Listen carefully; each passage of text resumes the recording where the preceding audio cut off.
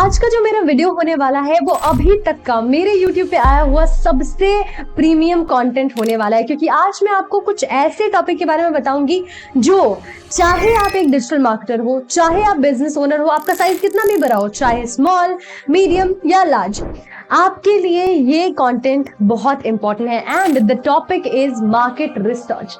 जी हाँ, चाहे कितनी ही बड़ी कंपनी क्यों ना हो, चाहे आप अमेज़न को देख लो, इंस्टाग्राम को देख लो, फेसबुक को देख लो, गूगल को देख लो, हर एक कंपनी ने अपना बहुत इंपॉर्टेंट और बहुत बड़ा section of time market research को दिया, मतलब अपने ऑडियंस को समझने को दिया। आप देखते हो कि आज अगर इंस्टाग्राम पे आप अपना फीड खोलो तो इंस्टाग्राम को सब कुछ पता होता है, आपको कैसे वीडियोस देखने हैं, आपका मूड कैसा है, आप कैसे कंटेंट के साथ एंगेज होना चाहते हो। आप गूगल खोलते हो, अगर आपको शूज की जरूरत होती है तो शूज आता है, आपको किस चीज की जरूरत है, आप जो बोलते हो वो सुन के आपके चॉइस के हिसाब से आपको कंटेंट दिखाता है, आपको प्रोडक्ट दिखाता है। तो वो ऐसा कैसे कर पाता है? कोई भी कंपनी ऐसा कैसे कर सकती है? वो कर सकती है अपने ऑडियंस के बारे में ज्यादा से ज्यादा डेटा इकट्ठा करके। और वही चीज आज हम अपने इस वीडियो में देखने वाले हैं कि ऐसा बड़ी कंपनी कैसे करती है, मार्केट रिसर्च कैसा होता है। तो ये वीडियो बहुत प्रीमियम है और इस वीडियो को एंड तक जरूर देखना। आप बेवकूफी हो गए अगर आपने इस वीडियो को स्किप किया तो, क्योंकि ये वो कंटेंट है जो मुझे मेरे मेंटर्स ने दिए है and it is kept to be very secret और कोई नहीं बताता। It is not available on internet, चाहे आप गूगल देख लो, यूट्यूब देख लो, कहीं भी अवेलेबल नहीं है। सो वीडियो को एंड तक जरूर देखना और मैं वो सीक्रेट्स बताने वाली हूँ। Hi there, this is Akanksha by your side and I am your guide to grow your business with simplified and realistic approaches. And without further wasting any time, let's get into the video and understand things. तो video थोड़ी लंबी हो सकती है क्योंकि बहुत सारा content है, बट हम कोशिश करेंगे थोड़ी शॉर्ट फॉर्म में आपको कंटेंट बता दी जाए। अगर वीडियो अच्छी लगेगी तो हम इसका एक लॉन्ग फॉर्म में भी कंटेंट लेके आएंगे जहां मैं डिटेल में एक्सप्लेन करूंगे। सबसे पहले हम शुरुआत करेंगे मार्केट रिसर्च से कि क्या होता है मार्केट रिसर्च, हम क्या मतलब what do we mean by it. Market research basically organisations के द्वारा की जाती है अपने टारगेट मार्केट को खोजने के लिए, क्योंकि आप कोई भी प्रोडक्ट या सर्विस बेचते हो तो आपका जो ऑडियंस है वो मार्केट में अवेलेबल सारे लोग नहीं है, वो कुछ चंक ऑफ ऑडियंस होगी, कुछ कैटेगरीज होंगे जो आपका प्रोडक्ट खरीदेंगे और आपको उन कैटेगरीज को ढूंढना होता है। एंड आपका जो प्रोडक्ट है वो कैसे आपके टारगेट मार्केट के प्रॉब्लम को सॉल्व कर सकता है, क्योंकि लोग आपका प्रोडक्ट नहीं खरीदते, लोग खरीदते हैं आपका सोल्यूशन, जो उनके प्रॉब्लम का सोल्यूशन होता है वो आपसे खरीदते हैं। आपको ये चीज समझना पड़ेगा कि आपको प्रोडक्ट नहीं बेचना, प्रॉब्लम का सोल्यूशन बेचना है। तो उसके लिए हम मार्केट रिसर्च करते हैं। अब आप बात करोगे टारगेट ऑडियंस की, तो टारगेट ऑडियंस क्या होती है? ये वो लोग होते हैं जिनके पास पोटेंशियल है आपका प्रोडक्ट या सर्विस खरीदने के लिए, राइट, जिनको आपके प्रोडक्ट या सर्विस की नीड है, या फिर जिन लोगों को फ्यूचर में आपके प्रोडक्ट या सर्विस की नीड हो सकती है। समझने की कोशिश कीजिए, जरा सोचिए कि आपका जो प्रोडक्ट या सर्विस है, चाहे आप डिजिटल मार्केटर हो तो आपकी डिजिटल मार्केटिंग की सर्विस किसको चाहिए? अगर आप एक बिजनेस ओनर हो तो आपके प्रोडक्ट या सर्विस की नीड किस ऑडियंस को है? क्या वो बड़े एज ग्रुप के लोगों को है, क्या वो टेंडर एज के ग्रुप के लोगों को है, या फिर वो प्री एडल्टहुड के लोगों को है? तो सोचिए, जरा सोच के मुझे बताइए कॉमेंट सेक्शन में कि आपकी टारगेट ऑडियंस कौन से हैं। And then after we will come to know कि वो उनका डिजायर है कि नहीं उस प्रोडक्ट को खरीदने का। We will talk about the desire and interest about the target audience in other video, ठीक है? तो अगर आपको चाहिए तो वो भी बोल दो, ठीक है?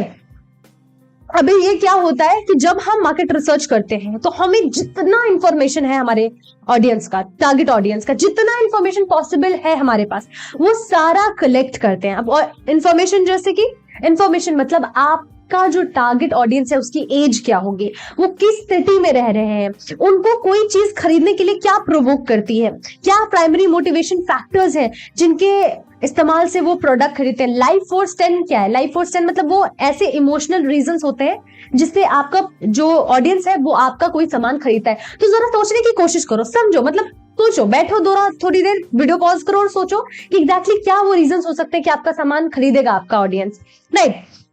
देन कम्स ये एक मार्केट रिसर्च जो है एक नेवर एंडिंग प्रोसेस है, क्योंकि आप एक कस्टमर का दिमाग कभी पढ़ नहीं सकते पूरी तरीके से। There are tons of things जो हमारे दिमाग में घूमती रहती है, हमारा इंटरेस्ट चेंज होता है, हमारा बिहेवियर चेंज होता है, हम बोलने का तरीका चेंज होता है, सब कुछ बदलता रहता है। तो ये नेवर एंडिंग प्रोसेस है, ये सिर्फ वक्त के साथ अच्छा होता जाता है। जैसे देखो ना, गूगल का एल्गोरिदम है, तो वो एक बार में तो चेंज नहीं होता, वो बार बार चेंज होता है, बार बार चेंज होता है। क्यों?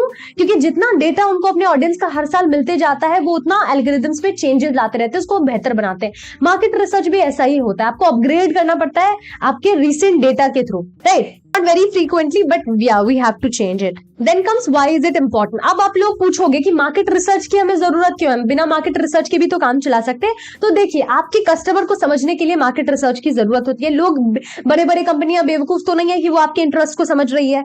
आज आपको क्या चाहिए, मुझे मेरे माउस की जरूरत है, मेरा माउस खराब हो गया, ये गूगल को पहले पता चल जाता है, राइट? वो मुझे वो प्रोडक्ट दिखा रहा होता है, तो वो कैसे मेरे इंटरेस्ट को समझा, कैसे वो मेरी नीड्स को समझा, मेरी साइकोलॉजी को उसने कैसे समझा, दैट्स अ ट्रिक। उन्होंने अपने मार्केट रिसर्च पे बहुत ज्यादा काम किया हुआ है, एंड यही ट्रिक आपको भी इस्तेमाल करना है। अगर आप अभी स्मॉल बिजनेस हो तो आपको इतना डिटेल में नहीं जाना, बट जैसे जैसे आप बड़े होते जाओगे, आपका बिजनेस बड़ा होता जाएगा, you have to understand that thing.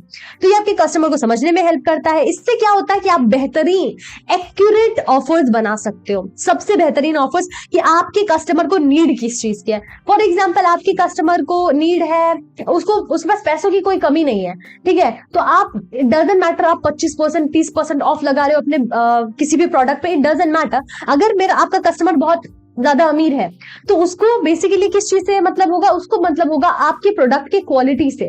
तो फॉर एग्जाम्पल, अगर आप ऑफर निकाल रहे हो, आपके पास दो ऑफर है, 30% ऑफ करने का ऑफर, या फिर आपके पास एक ऑफर है कि अगर आपको क्वालिटी अच्छी नहीं लगी तो रिटर्न कर दो।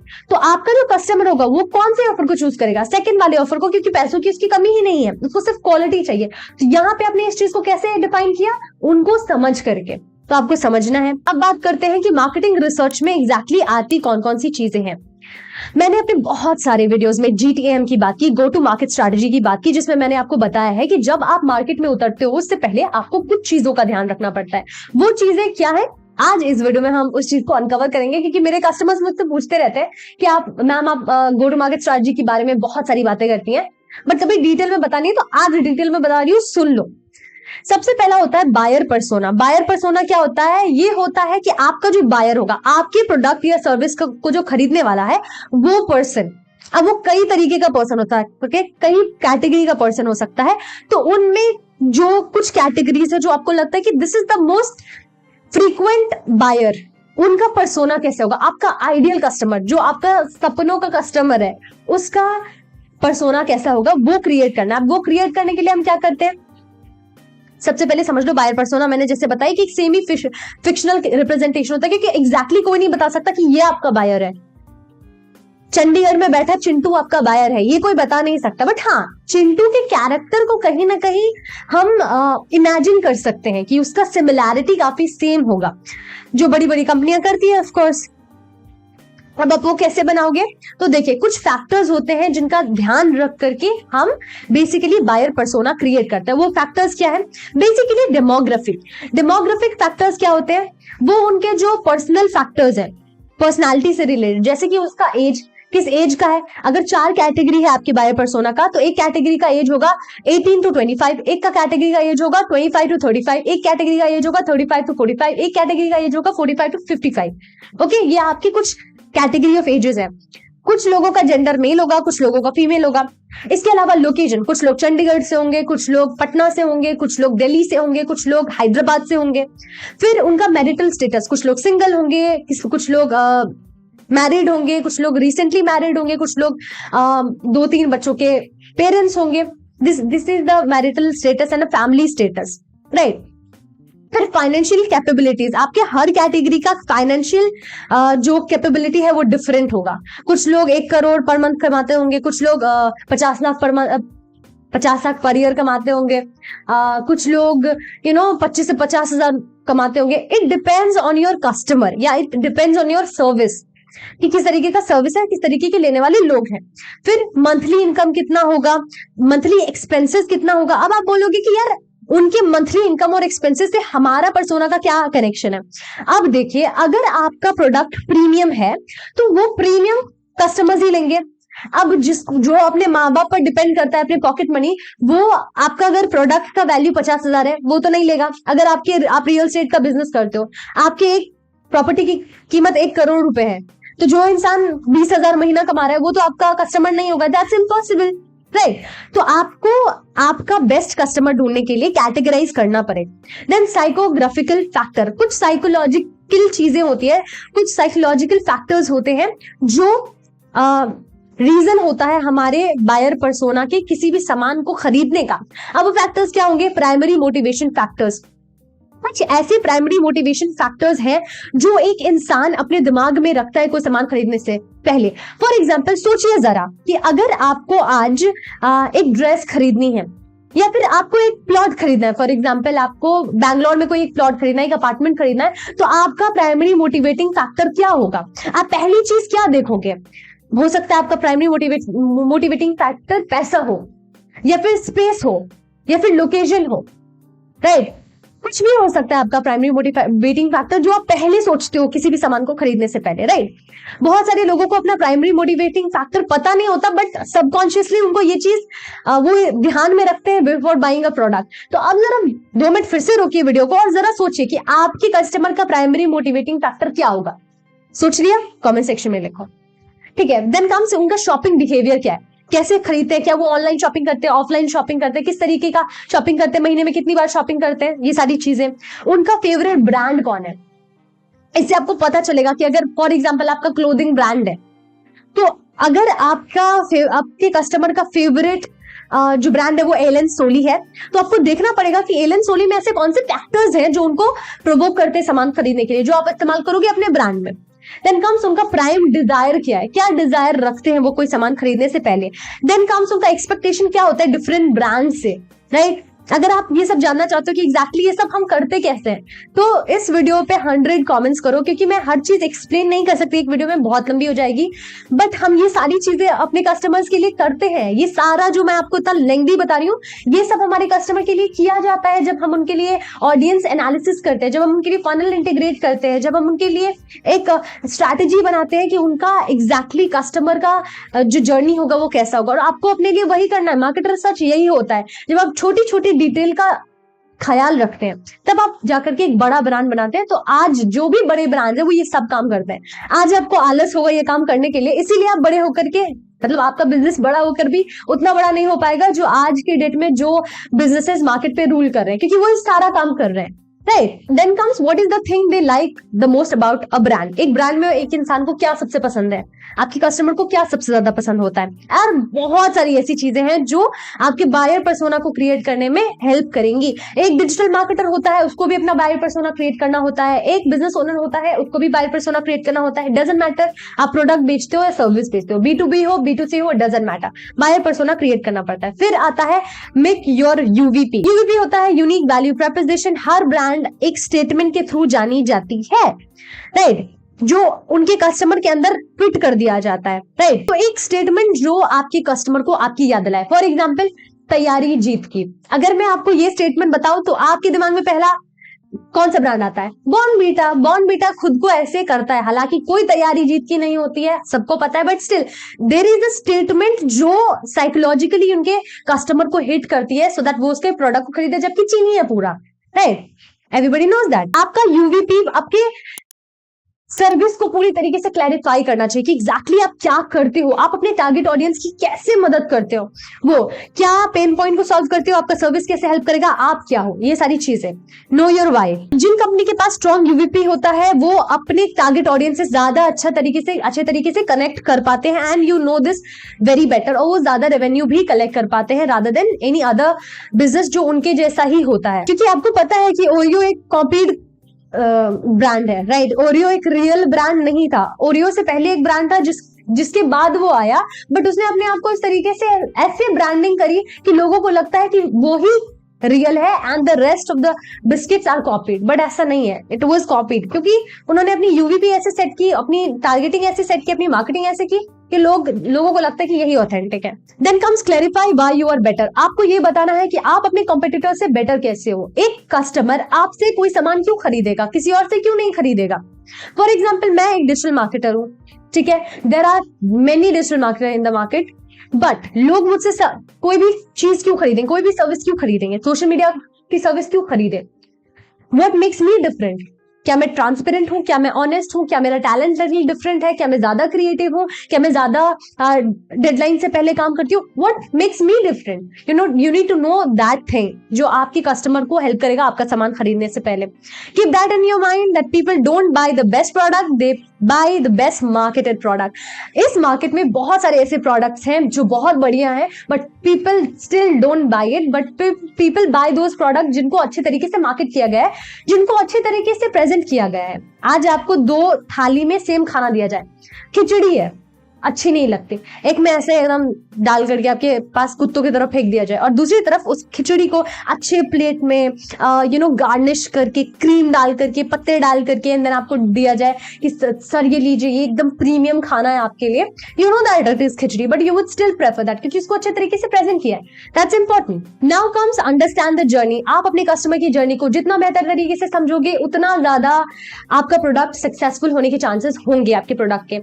जब आपका कस्टमर आपको पहली बार देखता है, उस पॉइंट से लेकर उस पॉइंट तक जब आपका कस्टमर आपका प्रोडक्ट खरीदता है, बहुत बड़ा फासला होता है। इस बीच में there is a long process जिसको आपको क्लियर करना पड़ता है, right? According to a survey, a customer needs to engage with your product at least 7 to 32 times. एक इंसान 7 से 32 बार आपके प्रोडक्ट को देखेगा, तब जाकर के वो आपके प्रोडक्ट पे ट्रस्ट करेगा, तब जाकर के आपके एड, सोशल मीडिया पोस्ट और आपकी वेबसाइट को देखने के बाद कहीं ना कहीं वो सोचेगा कि आपके प्रोडक्ट को खरीदना है या नहीं खरीदना है, राइट? तो कस्टमर जर्नी को हमने 3 फेज में मेनली डिवाइड किया है, वो है अवेयरनेस, कंसिडरेशन एंड कन्वर्जन, जिसे हम अवेयरनेस, कंसिडरेशन या डिसीजन मेकिंग का स्टेज बोलते हैं। अवेयरनेस का स्टेज क्या होता है? अवेयरनेस में वो कस्टमर्स होते हैं जिनको आपके प्रोडक्ट के बारे में कुछ नहीं पता, जिनको अपने प्रॉब्लम के बारे में भी कुछ नहीं पता। जब उनको बहुत ज्यादा वो प्रॉब्लम हिट करती है तो वो सर्च करते हैं आपके प्रॉब्लम के बारे में। देन कम्स कंसिडरेशन का फेज, जहां पे उनको अपने प्रॉब्लम का सोल्यूशन मिलता है, राइट? जहां पे वो आपके प्रोडक्ट के बारे में सर्च करते हैं, आपके प्रोडक्ट को देखते हैं।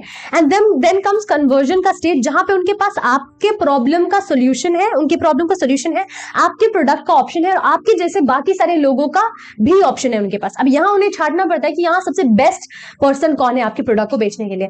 तो अगर यहाँ पे इस स्टेज पे अगर आपने अपने कस्टमर को ये बात बता दी कि हम हमारे दूसरे किसी भी कॉम्पिटिटर से बेहतर है, तो यहां आप जीत जाते हैं और बाकी आपके कॉम्पिटिटर्स हार जाते हैं। तो अगर आपके कॉम्पिटिटर्स, जरा वीडियो को फिर पॉज कीजिए और जरा फिर सोचिए कि आपके कॉम्पिटिटर्स कौन है, आपके लोकल मार्केट में आपके कॉम्पिटिटर कौन है और आपके फ्यूचर में आपके कॉम्पिटिटर कौन होंगे जो अभी मार्केट में द बेस्ट काम कर रहे हैं। सोचो और जरा कमेंट सेक्शन में लिख के बताओ।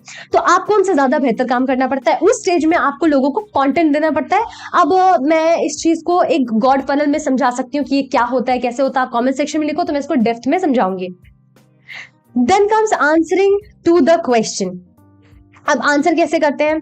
अब जब आप डिफरेंट अवेयरनेस की स्टेज को जानते हो, एक इंसान जो अपने अवेयरनेस के सबसे फर्स्ट लेवल पे होता है तब वो कौन सा क्वेश्चन पूछेगा, सेकंड लेवल पे होता है तब वो कौन सा क्वेश्चन पूछेगा, थर्ड लेवल पे होता है तब वो कौन से क्वेश्चन पूछेगा। जब आप इन सारे क्वेश्चन के सेट्स को बना लेते हो तब आपके पास ये क्वेश्चन होते हैं जिसका आपको आंसर करना पड़ता है in different forms, blog, article, video, infographic, photo, text, audio, हर तरीके के फॉर्मेट में आपको आंसर करना पड़ता है और तब जाकर के आपके ये सेक्शन को क्लियरिटी मिलती है। Then comes the main cream of the entire video, how to do it. अब इसको करेंगे कैसे? आपको सारा नॉलेज हो गया, आपको नॉलेज हो गया एग्जैक्टली बायर पर्सोना क्या होता है, यूवीपी क्या होता है, यूएसपी क्या होता है, मार्केट रिसर्च कैसे करते हैं, लाइक क्या होता है, क्वेश्चंस क्या होते हैं, सारी चीजें क्लियर हो गई। तो अब बारी आती है कि आप इसको करोगे कैसे मार्केट रिसर्च। प्रैक्टिकल टर्म में बताऊं तो स्पेशली 3 तरीके के होते हैं। वैसे मार्केट रिसर्च करने के बहुत सारे तरीके होते हैं, जितना डेप्थ जाओगे कम ही पड़ेगा, बट 3 तरीके होते हैं, that is primary, secondary and tertiary.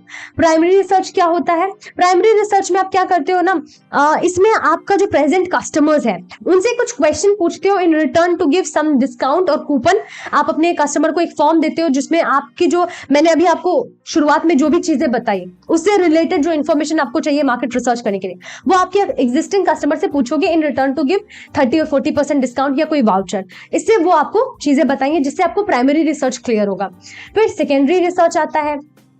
Secondary research में सबसे इजीएस्ट चीज है ये सेकेंडरी रिसर्च करना। इसमें जो मार्केट में अवेलेबल कॉम्पिटिटर डेटा होता है और मार्केट एनालिसिस होता है, जो इंडस्ट्रियल डेटा है जो ऑलरेडी अवेलेबल है मार्केट में, उसका इस्तेमाल हम करते हैं। इसमें हम टूल्स का और कुछ फॉरम्स का इस्तेमाल कर सकते हैं पोटेंशियल कस्टमर का डेटा निकालने के लिए। कुछ टूल्स पे इन्वेस्ट भी कर सकते हो, वेबसाइट पे इन्वेस्ट कर सकते हो सो दैट आपको कस्टमर की डेटा मिल जाए। कुछ टूल्स जिसको मैं आपको प्रेफर करूंगी सेकेंडरी रिसर्च करने के लिए, वो गूगल ट्रेंड्स होगा इंडस्ट्री ट्रेंड और डिमांड जानने के लिए, गूगल कीवर्ड प्लानर होगा कौन सा कीवर्ड आपका कस्टमर पुट कर रहा है और क्या वॉल्यूम है वो जानने के लिए, फेसबुक एड, इसके अलावा फेसबुक एड लाइब्रेरी होगा आपके कस्टमर आपके कॉम्पिटिटर पे स्पाई करने के लिए, उनके लैंडिंग पेज पे एड कॉपी कैसी चल रही है उसके लिए। फिर गूगल ट्रांसपेरेंसी होगा, एड ट्रांसपेरेंसी की जो सेम एफबी एड लाइब्रेरी होता है ना, उसके लिए गूगल एड लाइब्रेरी भी होता है कि किस कॉम्पिटिटर का कौन सा एड चल रहा है, कितना ज्यादा काम कर रहा है। सिमिलर वेब, SEM रश, Ahrefs, SparkToro, there are tons of software जो आप इस्तेमाल कर सकते हो अपने कॉम्पिटिटर एनालिसिस करने के लिए, मार्केट रिसर्च करने के लिए, right. Then comes tertiary research. ये बेसिकली स्टार्टअप्स के लिए नहीं होते हैं या स्मॉल बिजनेस के लिए नहीं होता, क्योंकि इसमें थर्ड पार्टी एजेंसी या कंपनी रिसर्च करती है आपके लिए, ठीक है। वो अपने रिप्रेजेंटेटिव को एक मैनुअल मार्केट रिसर्च करने के लिए भेजती है और वो देखती है कि एग्जैक्टली जो मार्केट में अवेलेबल लोग हैं, कस्टमर्स हैं, वो किस तरीके से डेटा डाल रहे हैं मार्केट के अंदर, मतलब किस तरीके का डेटा मार्केट में प्रैक्टिकलिटी में अवेलेबल है। तो वो उस चीज के लिए होता है। ये काफी महंगी होती है, बहुत सारी एजेंसी है, बहुत सारी कंपनी है जो आपके लिए करके देती है जो मार्केट एनालिसिस मार्केटिंग रिसर्च है, जो कि काफी महंगी होती है, जैसे KPMG, गार्टनर, फॉरेस्टर स्टैटिस्टिक्स, ये कुछ ऐसे मार्केटिंग एजेंसीज है जो आपके लिए मार्केटिंग रिसर्च करके देती है। तो ये बड़े बड़े बिजनेसेस के लिए होता है जिनके पास ज्यादा फंड होता है, ज्यादा पैसे होते हैं, जो टर्शियरी रिसर्च पे खर्चा कर सकते हैं। अगर आप एक स्मॉल बिजनेस ओनर हो, आप एक मीडियम साइज बिजनेस ओनर हो, तो हम रेकमेंड करेंगे कि आप प्राइमरी और सेकेंडरी रिसर्च करो अपने बिजनेस के लिए एंड खुद से ही देखो कि आपके लिए अवेलेबल रिसोर्सेज में कितना ज्यादा जो डेटा आपको मिलता है वो मिल सकता है, जिस डेटा को एनालाइज करना है, अडेप्ट करना है, मेजर करना है और इंप्लीमेंट करना है, और बस आपका मार्केटिंग रिसर्च हो जाएगा। अगेन एज आई सेड कि ये एक इतना वास्ट टॉपिक है जिसको मैं एक वीडियो में कवर कर ही नहीं सकती। सोचो मैंने कितना पॉइंट आपको बता दिया, मैंने मार्केटिंग रिसर्च बता दी, क्यों जरूरी है, कैसे करते हैं, इसके अंदर क्या होता है, कैसे रिसर्च होता है, बायर पर्सोना, UVP, USP, आपका वाई और वाई नॉट, आपका जर्नी, कस्टमर फनल, आपके कुछ important questions, primary secondary tertiary research, सब कुछ बता दिया। But still it is not enough, क्योंकि इसके अंदर बहुत सारी चीजें होती हैं जिसको प्रैक्टिकलिटी में करना काफी मुश्किल होता है। तो मैं चाहती हूँ कि अगर आप चाहते हो कि मैं इसको प्रैक्टिकलिटी में करके बताऊं कि एग्जैक्टली हम अपने क्लाइंट्स के लिए कैसे करते हैं, कैसे मार्केट रिसर्च होता है, कैसे मैं टूल्स का इस्तेमाल करूंगी, कैसे कॉम्पिटिटर एनालिसिस करूंगी, तो ये काफी लंबी वेबिनार टाइप की वीडियो बन जाएगी। तो अगर आप चाहते हो कि मैं डिटेल में इस चीज को कवर करूं, तो कम से कम 100 कमेंट्स मुझे इस वीडियो के नीचे चाहिए, जिसमें आप मुझे बताओ कि आपको ये वीडियो चाहिए और मैं लेके आऊंगी। क्योंकि फिर फायदा नहीं है ना अगर मैं ऐसे ही अपना 1 घंटा 1.5 घंटा आपको एक प्रीमियम कॉन्टेंट दूं और उस पर मुझे रिएक्शंस ना मिले, लोग ना देखे, तो it's not something to be very beneficial for me and you too। तो करो, फिर ज्यादा से ज्यादा लोगों तक शेयर करो, अपने फ्रेंड्स के साथ शेयर करो। आई होप ये वीडियो आपको पसंद आई ही होगी। इट इज नॉट पॉसिबल कि आपको इतनी अच्छी वीडियो पसंद ना आए, बट या अपने दोस्तों के साथ शेयर करो और कमेंट सेक्शन में जरूर लिखो कि इस वीडियो का बेस्ट पार्ट क्या लगा। क्या आपने इस कंटेंट को पहले देखा है? क्या आपको पता था कि मार्केट रिसर्च इस तरीके से होती है? क्या इस डिटेल को आपको और रिफाइन करना पसंद आएगा? आप अपने हिसाब से क्या एडवाइस करना चाहोगे? आपने कभी ऐसा किया है या नहीं? ये सारी चीजें कमेंट सेक्शन में जरूर लिखो। इसके अलावा चैनल को सब्सक्राइब कर लेना, क्योंकि ऐसी कंटेंट में लाती रहती हूँ यार, मतलब that is something which is very habitual now for me. तो ठीक है, आज के लिए इतना ही काफी है। सो हे गाइस, इस वीडियो के एंड तक देखने के लिए आपका बहुत बहुत शुक्रिया। आई होप आपको ये वीडियो जरूर पसंद आई होगी। कैसे नहीं पसंद आएगी? हालांकि अभी इंपॉर्टेंट मैसेज ये है कि there are too many people in the market, चाहे वो स्मॉल बिजनेस हो या लार्ज बिजनेस हो, इट डजंट मैटर। अगर आप प्रोडक्ट बेस्ड बिजनेस में हो या एक सर्विस बेस्ड बिजनेस में हो, मार्केटिंग रिसर्च सबको ही चाहिए होता है। डिजिटल मार्केटिंग सबको करनी होती है, क्योंकि this is the world of digitalization. तो अगर आप चाहते हो कि चालू एड मार्केटिंग सोल्यूशन आपके डिजिटल मार्केटिंग में आपको हेल्प करे, आपके सोशल मीडिया को ग्रो करने में हेल्प करे, आपके मार्केट रिसर्च में आपको हेल्प करे, ये देखे कि आपकी मार्केटिंग स्ट्रेटेजी कैसे जा रही है, किस दिशा में जा रही है, क्या चीज जरूरत है ऐड करने की, सब्ट्रैक्ट करने की, आपको किस तरीके की स्ट्रेटेजी की जरूरत है, ये सारी चीजें अगर आप डिस्कस करना चाहते हो तो कमेंट सेक्शन में डिस्क्रिप्शन बॉक्स में जाना है और 45 मिनट्स का फ्री कंसल्टेशन मेरे साथ बुक करना है। जहां मैं आपको बताऊंगी आपके लिए best suitable marketing analysis and research strategy.